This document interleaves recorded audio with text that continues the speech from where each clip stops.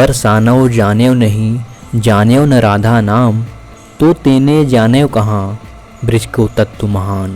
Hello दोस्तों, पिछले video में हमने गोवर्धन पर्वत की पूरी परिक्रमा की थी और आज की इस वीडियो में हम लोग चलेंगे बरसाना और वहाँ की पूरी परिक्रमा मार्ग के बारे में पूरी व्याख्या करेंगे। साथ ही साथ बरसाना के सभी मंदिरों का दर्शन भी करेंगे। तो चलिए शुरू करते हैं।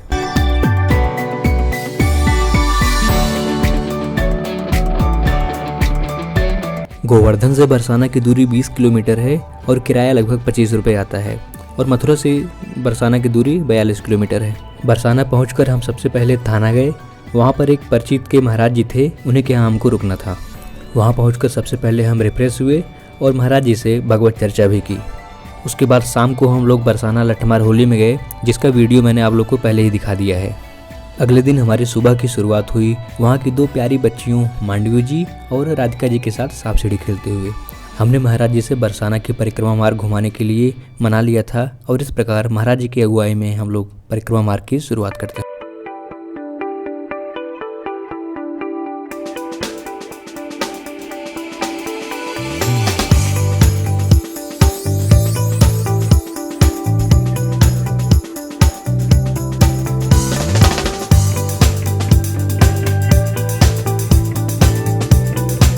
इस समय हम लोग ब्रह्म पहाड़ियों में हैं। बरसाना की परिक्रमा मार्ग लगभग 1 कोस की है, लगभग 2.5 से 3 किलोमीटर की।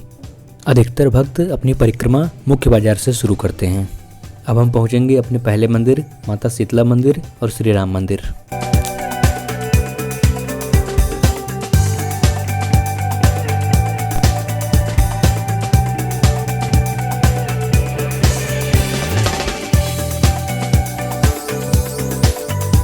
अब हम आगे बढ़कर पहुंचेंगे सांकरी खोर।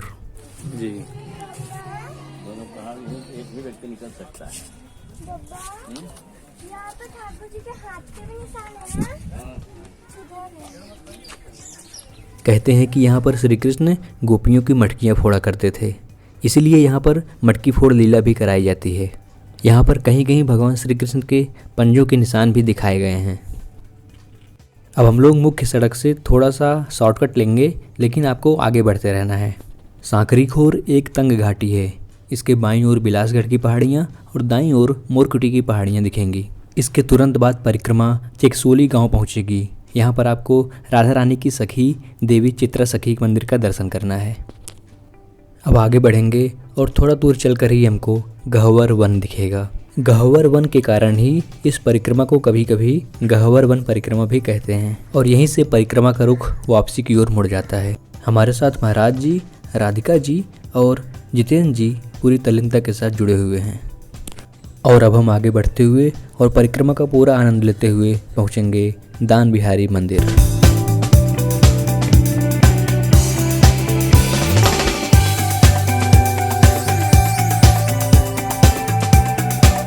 यह एक बहुत भव्य और किलानुमा मंदिर है जिसे जयपुर के महाराजा ने बनवाया था। और यहाँ से आगे बढ़ते हुए हम सबसे प्रमुख मंदिर श्री राधा रानी मंदिर पहुँच जाएंगे।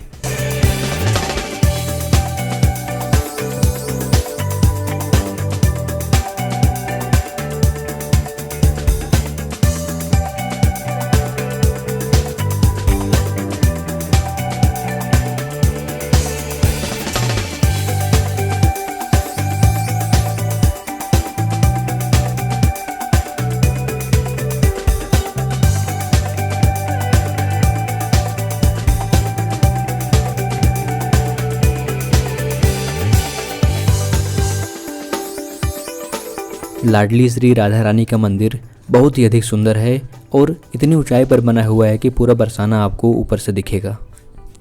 भक्त बृषभान दुलारी के दर्शन करने अवश्य आते हैं और यहाँ पर रात्रि का दृश्य अत्यधिक सुंदर दिखता है।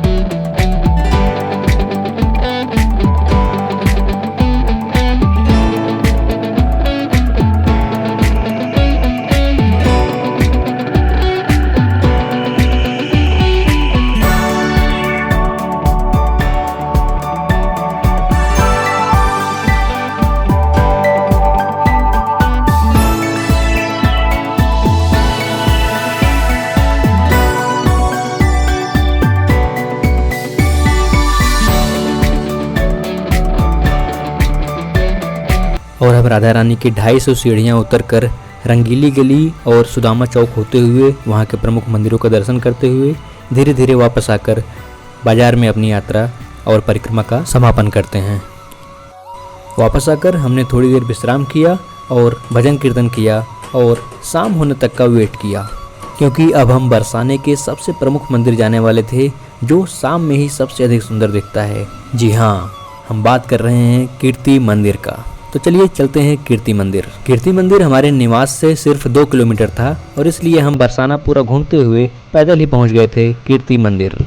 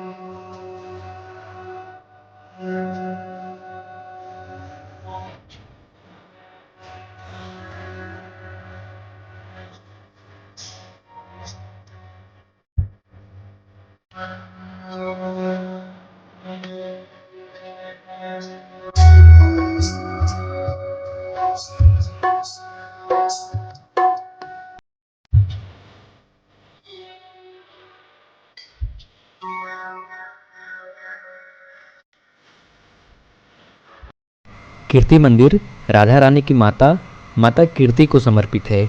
यह माता कीर्ति का एकमात्र मंदिर है। इस मंदिर की नींव सन 2006 में जगत गुरु कृपालु जी महाराज ने रखी थी और सन 2018-19 में इसे दर्शकों के लिए खोल दिया गया था।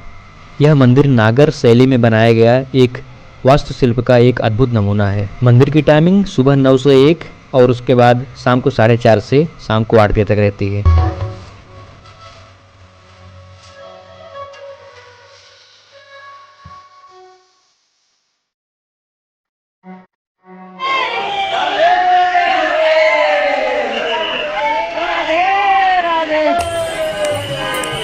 और मंदिर का संपूर्ण दर्शन कर हम धीरे धीरे वापस हो लिए और इस प्रकार हमने बरसाने के सभी मंदिरों का दर्शन किया। फिर हमने राधा रानी से विदा लिया और अब आपसे भी विदा लेने का वक्त आ गया है। परिक्रमा तो अनवरत सतत हमेशा चलती रहेगी और भक्त आते रहेंगे और हम भी बहुत जल्दी हाजिर हो जाएंगे एक नए और धमाकेदार वीडियो के साथ। तब तक के लिए हंसते रहिए, मुस्कुराते रहिए और अपना ख्याल रखिए।